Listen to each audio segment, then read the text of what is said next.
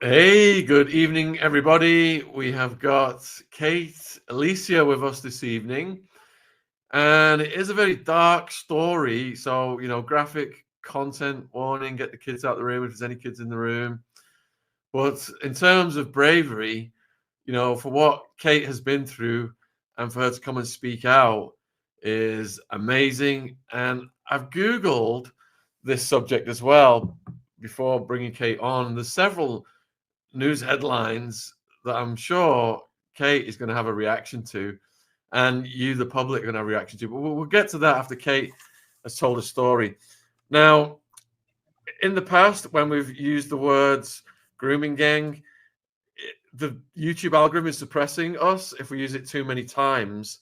So throughout this interview, we're just going to call it the GG or GGs.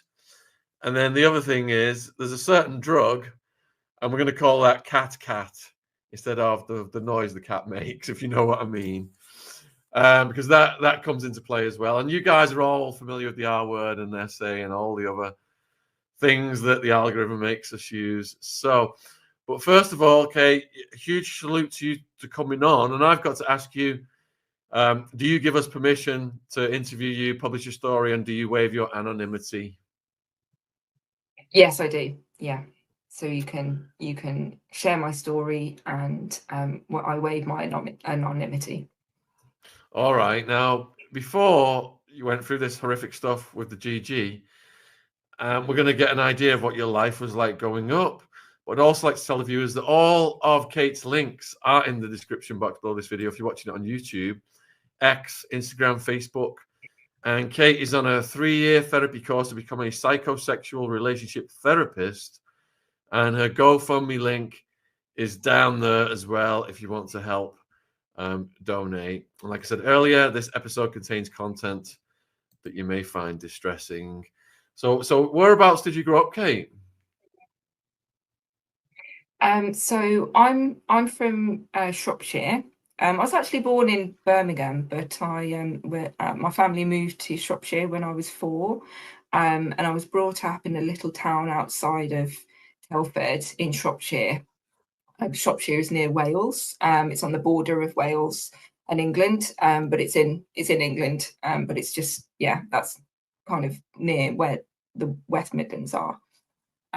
So, sorry, you were going to ask a question? No, you keep going. I'll ask when you stop.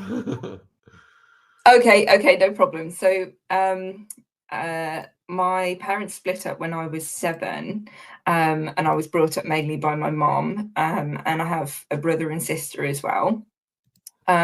So I've got some pseudonym names to use for people, because they're the pseudonym names that will be used in my book. So, for the purpose of this, I'll just change my brother and sister's name. So my sister wanted to be called Amanda for Amanda Hug and Kiss, and my brother wants to be called Richard for Richard Head, which I don't know why he wants to be called that, but so my brother and sister, they're both comedians. So I have a comedic family. So they're both younger than me. So I'm the oldest, and I went to school. When I went to primary school, I went to secondary school as normal. The schools was very, very, very rural. So the secondary school I went to was about 5 miles away, and we had to have a special bus to get there because they didn't have a general bus service. And that was in another little town, which was actually even more out in the sticks. Sheep and stuff on the way to school, fields, and all of that. So it was quite a protected upbringing, I would say, because it's very like there's a lot less people than there are in the countryside than there are in the city. And it was very white as well, so very, very white area. My school was 95% white. I can think of about 3 Black or Asian students in the whole school while I was there. And I think all my teachers were white as well. I can't think of any that or any other ethnicity. So what I take from that is actually that they're living very sheltered lives as well, and that what they know about the world is very limited, because we are just in our own little bubble in the countryside. So yeah, that was basically my upbringing. And it was a happy childhood, but then your parents got divorced, didn't they?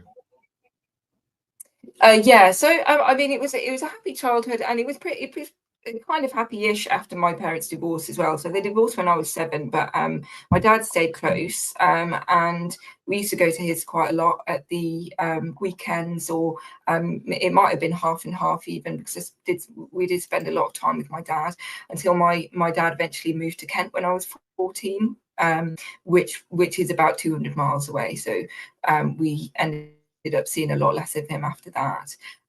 But otherwise, yeah, we had a generally happy childhood.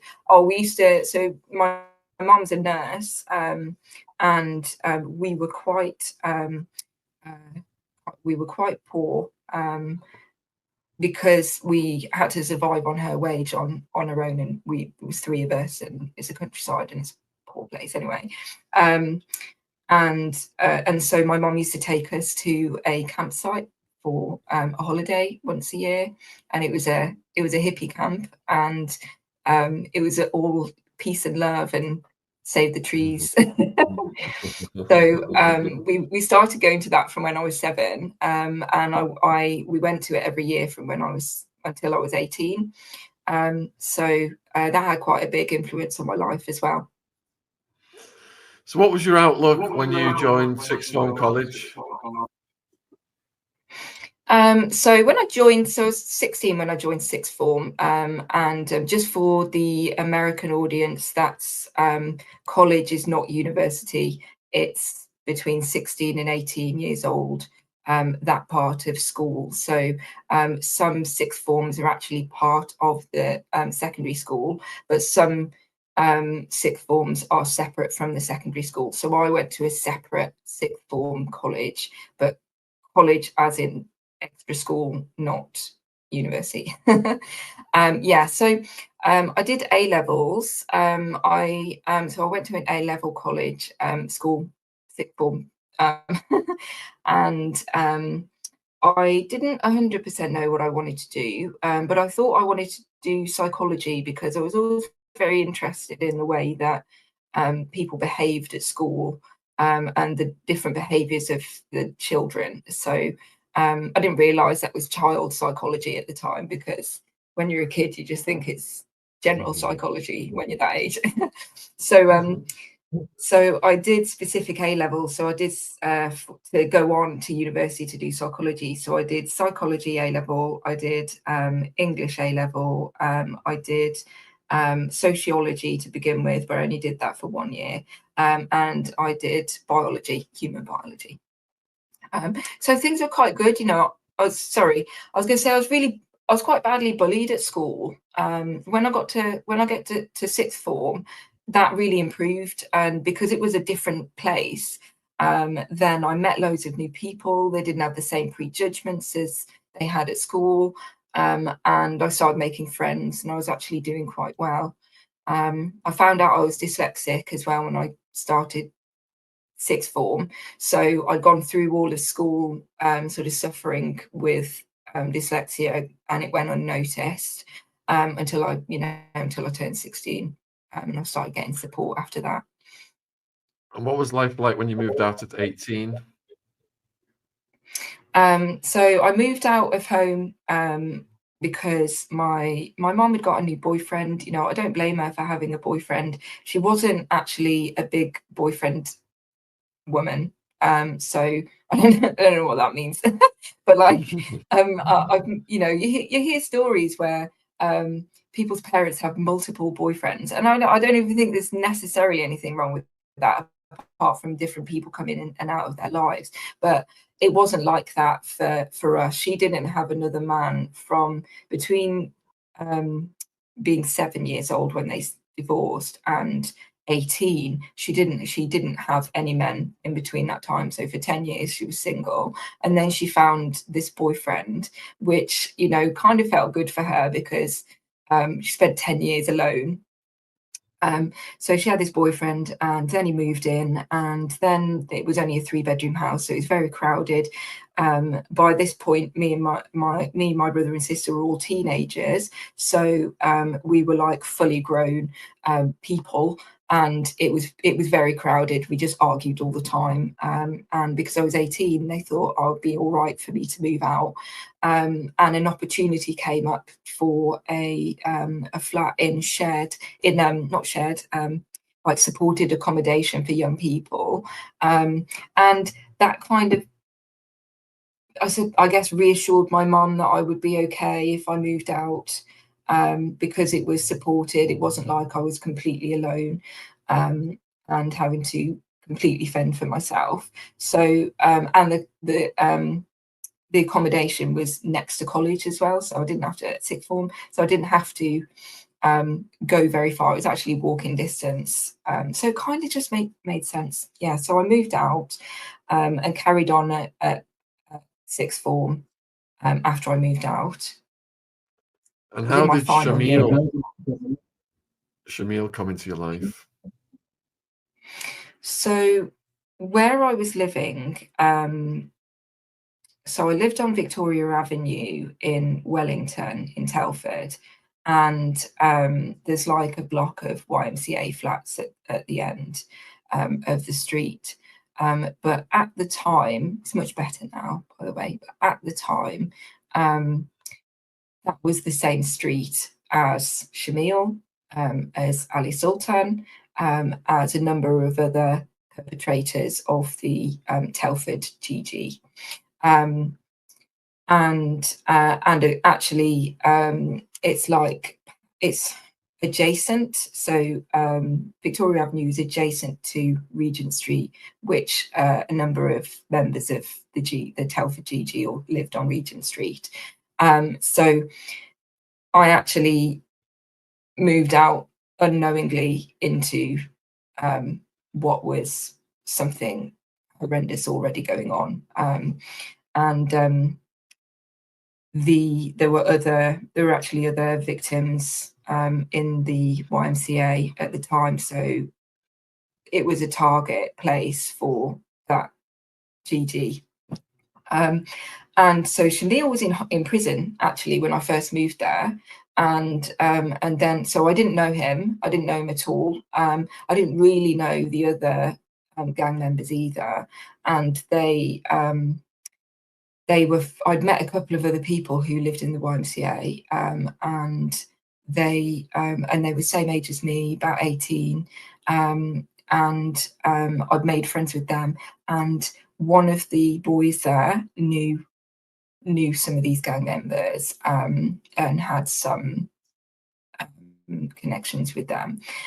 So that's how they got to know me. So then this person, so I call him William. So then William was talking about, because he had links with the gang, the can I say gang? Anyway, he had links with them. So he heard that this Shamil was getting out of prison. It was like word on the street. People were talking about it. It came for, so I'd heard of him. And then when he did come out of prison, so someone pointed him out to me, but I didn't think that was him, because Shamil sounded like an Asian name to me, and the person they pointed out was very pale skinned, so I thought that person was a white person. So I was thinking that can't be this guy everybody's talking about. Anyway, it was him, who's actually mixed race. So then so I need to make it make sense. So I just need to like really start from the beginning. So because the grooming started before I was R-worded. So they were making gestures to me. They were like blowjob gestures, like oh sorry, BJ, gestures. So like putting their tongue, I'm not going to do it, they put their tongue in the side of their cheek, you know, to try and indicate a BJ, and I would be thinking, like, that's a joke, right? So I thought it was a joke, so I'd be laughing it off because I thought it was just like banter, and things like that kept happening. So I'd get a knock on the door from one of them, and they'd be asking if William was in, and when I said no, then they were like, "Oh, can we come in?" So I thought they were calling round to find William, but when I said no, actually that made me very vulnerable, because then they knew I was in my flat on my own. And then they were trying to invite themselves in, and I was like, "No, you can't come in. Like, I don't know you, so why would you come in?" It's a bit weird. Still didn't think anything of it. And then, so I think they took that as rejection, and I didn't even realise they were serious. So I didn't realise I was rejecting anything. I thought it was a joke. I thought it was banter, laughing it off. And then Shamil got out of prison, and then something like a week later, after he was out of prison, he knocked on my door. But he knocked at, I looked through the spy hole, and he wasn't there. There was a child there. There was like a 10-year-old child there. So in the door, and at the door. So I opened the door to find out what this little boy wanted. And the boy had disappeared by the time the door was open. And Shamil put his foot in the door and forced his way into my flat, and then he did the R word. So, you know, that was quite a horrible thing to happen. I was very, very shocked. I was in shock.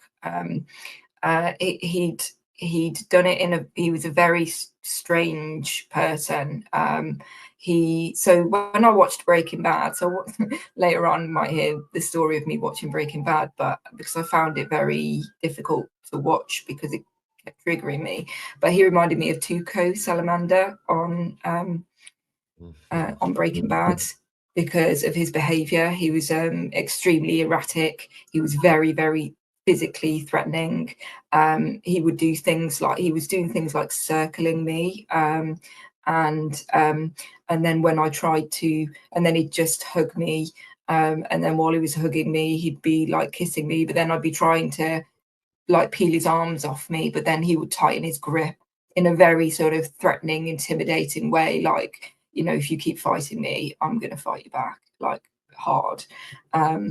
So it was terrifying. I was like a frightened rabbit. I didn't know what to do, and I was in my own flat. So kind of after, you know, after having experience of being in shock and that fight or flight, now after several years of it, and it happening several times, I've thought of things I could have done, like I could have run away, or I could have run away out of my flat, like, and left him in my flat. That wouldn't have been an issue.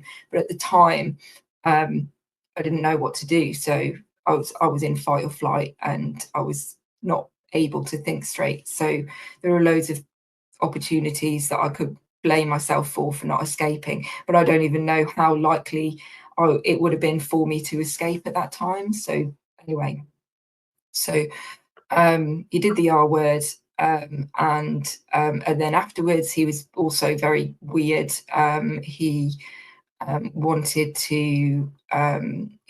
me to comment on his looks, and he gave me his phone, and he wanted me to take pictures of him while he was posing, like muscle poses, and that was very uncomfortable for me after what had just happened. And then he was like, "Don't worry, I'll just tell William that you gave me a BJ," and that wasn't even remotely what happened. So it was just so weird. And yeah, so how crazy he was just very difficult to, you know, that was probably more scary than, I don't know, maybe, or as scary as somebody who was actually beating me up. yeah, so that was the first time with Shamil, and then I didn't know what to do afterwards. I thought, like, who do I tell? And like William was actually having a go at me about supposedly giving him a BJ, and I didn't really even want to argue with him, so I wasn't even going to argue. I was just waiting for him to leave me alone. So it's not like I said, "Oh yeah, that is what I did." It's just that I didn't, I didn't say anything. I just didn't have a response to it. I was just waiting for him to go so that I could process what had just happened. And eventually he went, and I called my friend, and I from school, and I told my friend from school what happened. But I was crying, and I was crying so much. I was like literally bawling my eyes out. I couldn't get my words out. And eventually I told her. And when I told her, she cried on the phone with me as well. It was a really, really sad moment in my life. And probably for her in her life as well, because she was still at school. So that's so I'd started college, and I was at college now. She might have been in her first year at school. So she was only 16 or 17 when I was on the phone telling her about this. And she encouraged me to go to the police. I still didn't know what to do. And then, so that was a Sunday anyway, and it was actually the weekend before all my major exams, so all my final exams for my A levels. I was very, very lucky in a way. I mean, in a sixth sense, because I'd done all my revision already. Sorry, I'm just reading the comments. So some really, really nice things people are saying. But yeah, so I'd done all my revision already. So that was really helpful because now my mind was just completely blank and all revision went completely out of the window. And I was going to have to just wing the rest of the exams.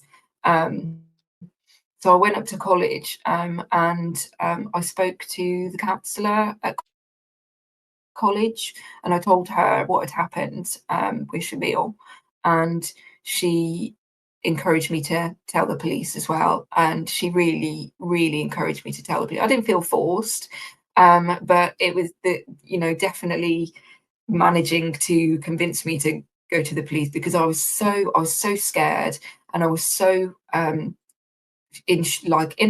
was still in shock days later, weeks later. And I couldn't, you can't think straight when you're in shock. So